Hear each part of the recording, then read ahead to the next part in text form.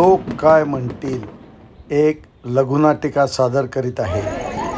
नमस्कार। व्हिडिओसाठी विशेष आभार गुंगे मॅडम। आता एक आपल्या समोर नाटिका सादर होणार आहे।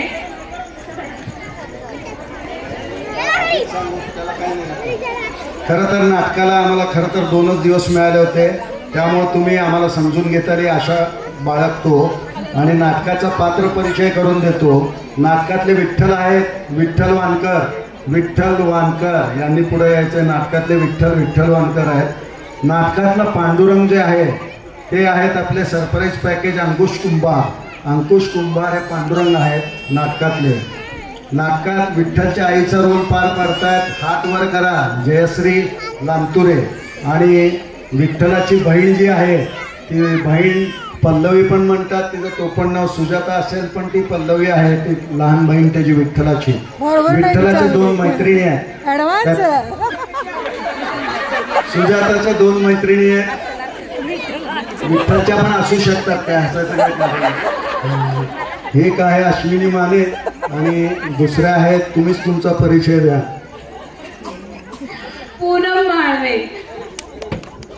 त्यानंतर विठ्ठलचे बाबा म्हणजे सखाराम, आणि सखाराम आपले कलकोटे सर सखारामाचा रोल करतायत। आणि या नाटकात तुकाराम पण आहे। तुकाराम जरा वांड आहे, कुठे हिंडतोय काय माहित नाही आहे। तुकाराम जे आहेत ते खराडे सर आहेत, नरेंद्र खराडे तुकाराम आहेत। आणि नाटकात पवार सरांचाही रोल आहे। आणि नाटकात पात्र जास्त झाले त्यामुळे थोडंफार जमलिंग होईल, पण आम्हाला समजून घ्या। पण व्यवस्था करणाऱ्यांनी 4 माईक तरी आमच्याकडे द्यावेत। 4 माईक किंवा 2 माईक तरी कॉर्डलेस पाहिजेत नाटकासाठी। वायरवाले द्या, नसतील तर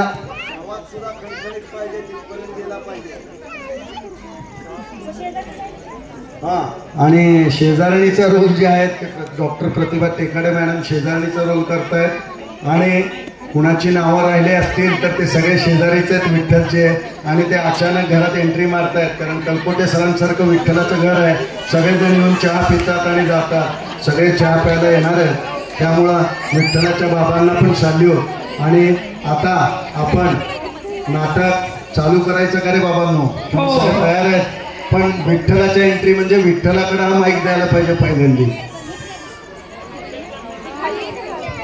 विठ्ठल आयत्या वेळी घुसलेला आहे त्यामुळे समजून घ्या। असू द्या, पण तो कायमचाच विठ्ठल आहे हो। अरे वा वा वा वा। 2 वर्ष मुंबईला नोकरीसाठी मरमर मेलो, नोकरी काय मिळाली नाही, पण फिल्म इंडस्ट्रीमध्ये काम करण्याची खूप इच्छा होती, तिथे देखील काही शिजलं नाही। त्यामुळे शेवटी असा निर्णय घेतला, गड्या आपला गावच बरा, म्हणून आता निघालो माझ्या गावाला।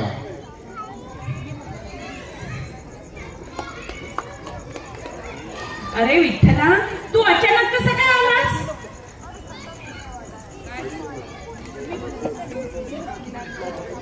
अगाई 2 वर्ष मुंबईला राहिलो, काय संधी काही मिळाली नाही। आता असं वाटतं की एक चहाची टपरी तरी टाकावं आणि त्यावर तरी आपला उदरनिर्वाह करावा, असा विचार करून आहे मी गावाला इकडे आलो आहे। एक चहाच्या टपरीतून आपला देशाचा पंतप्रधान होऊ शकतो, ती गोष्ट छोटी नाहीये। कुठलंही काम लहान नसतं, आपलं त्या कामामध्ये आपण आपला हेतू स्वच्छ असला तर आई आपण त्यात यश संपादन करू शकतो, म्हणून मी आई चहाची टपरी टाकावं असं माझी इच्छा झाली। लोक काय म्हणतील? पंतप्रधान म्हणतील।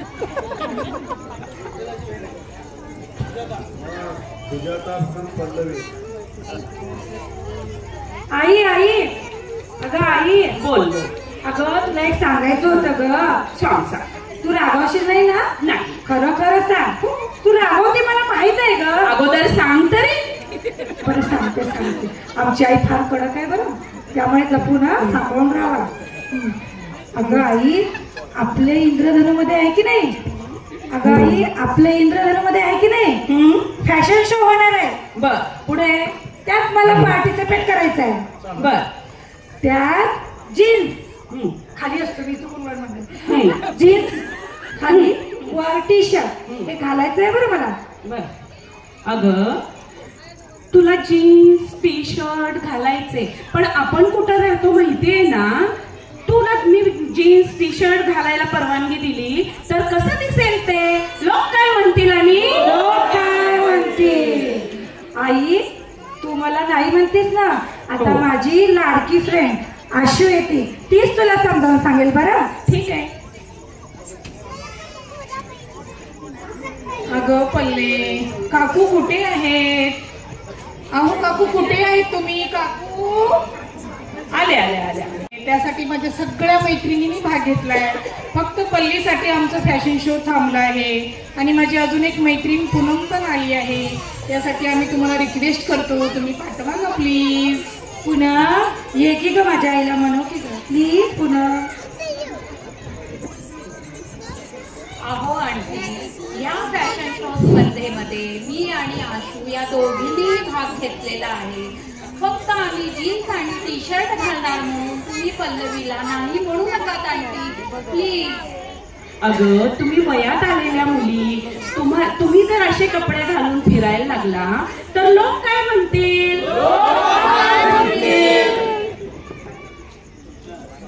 हे सगळं तुमचं आता बंद करा. बर आई हा बोल. मी जरी विठ्ठलपेक्षा लहान असलो तरी महिन्याला 1,00,000 1,50,000 रुपये कमवतो. मग काय विठ्ठलचं आता बघतोय मी सध्या. हा नागराज मंजुळे सरच्या सैराट मधली पिक्चरची 100 कोटीचा व्यवहार केला म्हणून डायरेक्ट त्याला दिग्दर्शक बोलायला लागला. बर पण त्याचं काही फिल्मसिटी चालू नाही सध्या. मग तुझं काय म्हणणं. आता विठ्ठल जरी मोठा असला तरी सगळं बाजूला सोडा विठ्ठलला. त्याच्याकडे कोण मुली येते नाही येते मला काही माहित नाही. आता आपल्या लग्नाचा भार ह्याच वर्षी उठला पाहिजे.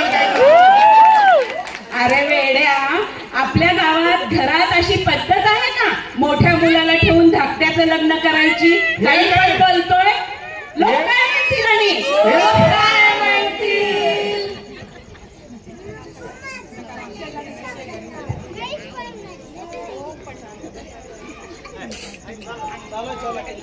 शेजारीने इथं पण शेजारी आहेच का. हो 50शी उलटली. घरची धुनी भांडी केर घरकाम सगळं करून करून कंटाळा. आता म्हणते नोकरी करणार मी. लोक काय म्हणतील. लोक काय म्हणतील. अहो लोक म्हणतील तर म्हणतील पण मी नोकरी करणार. बर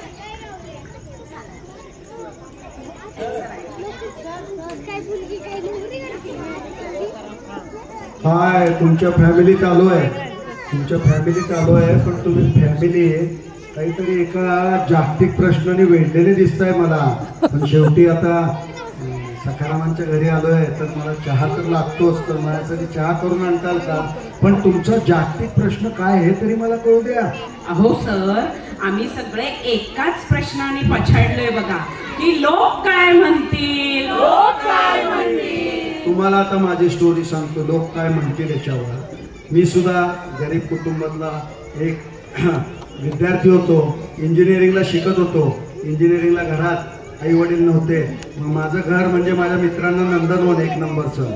मित्र घरी यायचे अभ्यासाला पण यायचे. अभ्यासाबरोबर माहिती आहे इंजिनियर आज अभियांत्रिकी दिन आहे.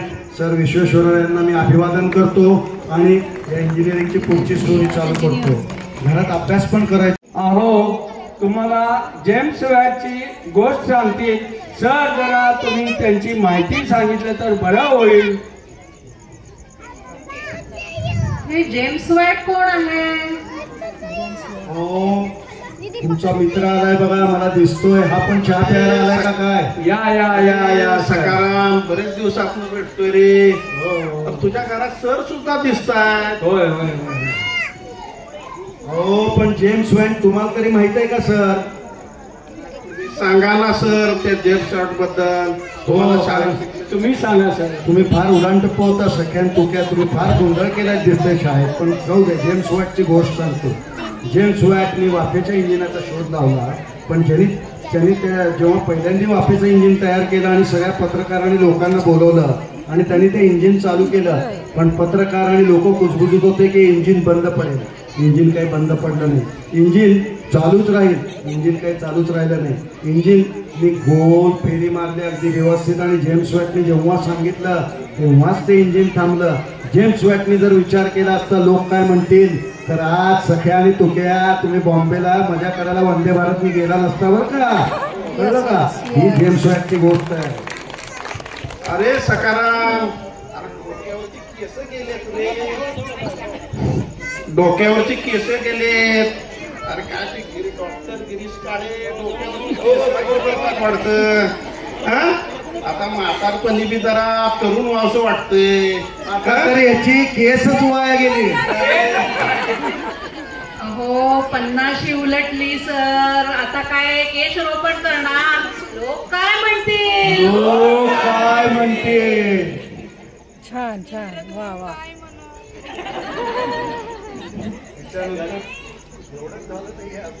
अरे पांडुरंगाची एंट्री आता.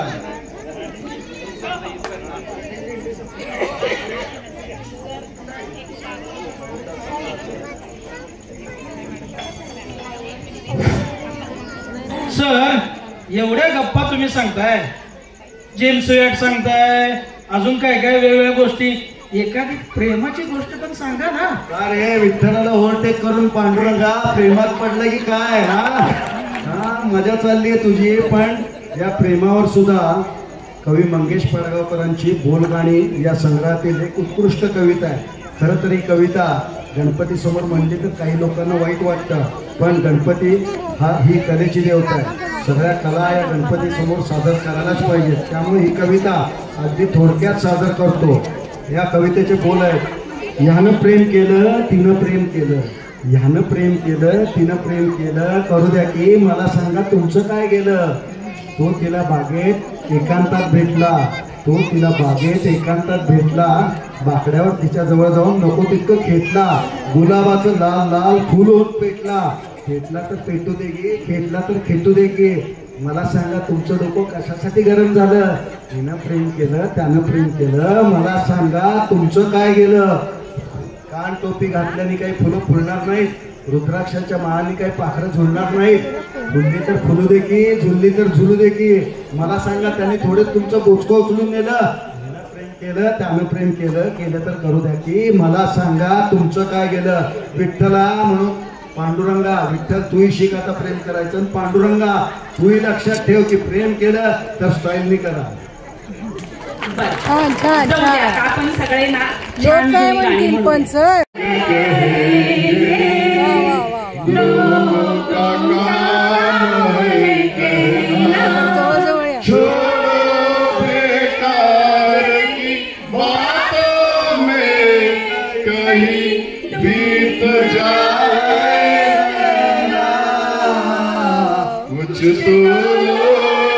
कहेंगे. धन्यवाद. बहुत बढ़िया.